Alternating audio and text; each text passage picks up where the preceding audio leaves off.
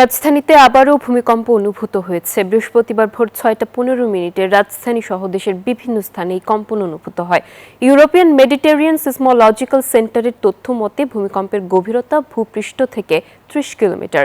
উৎপত্তি স্থল ছিল নরসিংদী, যার মাত্রা ছিল ৪.১। তাৎক্ষণিকভাবে ক্ষয়ক্ষতি ও হতাহতের কোনো তথ্য পাওয়া যায়নি। তবে কয়েকদিনের ব্যবধানে ফের ভূমিকম্প হওয়ায় উদ্বেগ উৎকণ্ঠায় স্থানীয়রা। এর আগে সোমবার কক্সবাজার ও চট্টগ্রামে ভূমিকম্প অনুভূত হয়। সোমবার রাতে কক্সবাজার শহর, উখিয়া, চকরিয়ায় ভূমিকম্প অনুভূত হয়। ঘুমের মাঝে ছিলাম, বিল্ডিং দিয়ে পুরোটা লড়তেছে। তারপর আতঙ্কি হয়ে নিচে নামলাম, নিচে নেমে দেখলাম লোকজন জ্বলন্ত হয়েছে।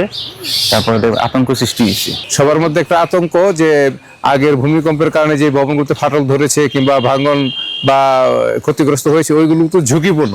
ওই ঝুঁকির উপরে আরো ঝুঁকি, এটা কিন্তু মারাত্মক একটা পরিণতির দিকে আমরা মনে হয় আল্লাহ না করুক আমরা আগাচ্ছি।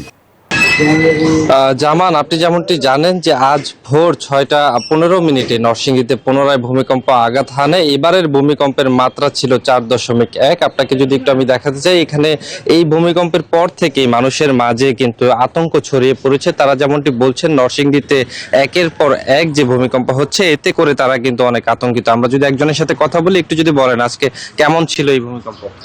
আজকে সকালে ফজরের পরে আমরা যখন মসজিদে বসেছিলাম তখন মনে হলো যে একটা ঝাঁকুনি দিয়ে একটা ভূমিকম্প হলো, এবং বিশেষ করে বর্তমানে নরসিংদীতে একটা আতঙ্ক বিরাজ করছে যে একের পর এক ভূমিকম্প। এতে কিন্তু জনমনে অনেকের ভিতরে মহা একটা আতঙ্কের সৃষ্টি হয়েছে। কারণ এবং অনেকেই আশা বলছেন যে আরো নাকি বড় ধরনের ভূমিকম্প হওয়ার সম্ভাবনা আছে। এটা আসলে আর বড় আতঙ্ক তৈরি করেছে আমাদের ভিতরে।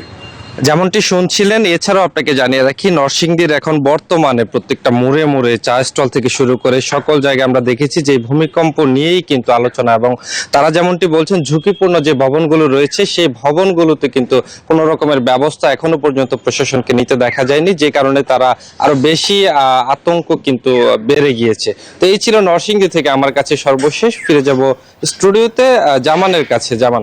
হৃদয়, আপনাকে ধন্যবাদ।